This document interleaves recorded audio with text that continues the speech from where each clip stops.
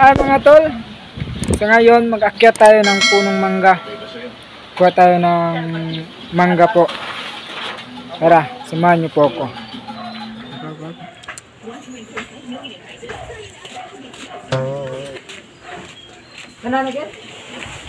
Ang sako ni mo.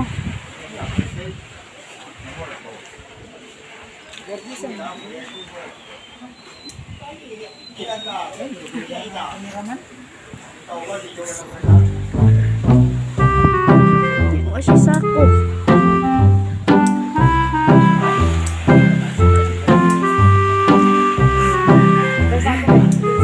Na.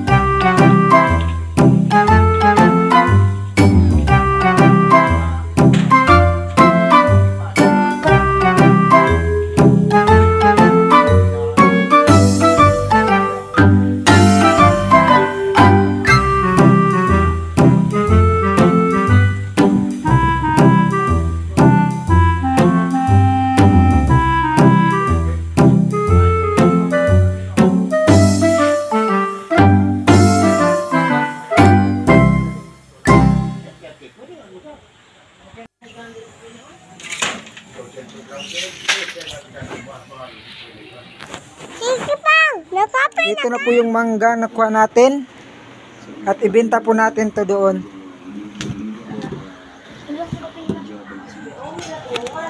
Hello po mga tol, nabenta na po natin yung mga mangga at nakakita po tayo ng 250 sa isang akyat lang po natin. Hindi tayo nabutan ng isang oras, naka 250 na po tayo.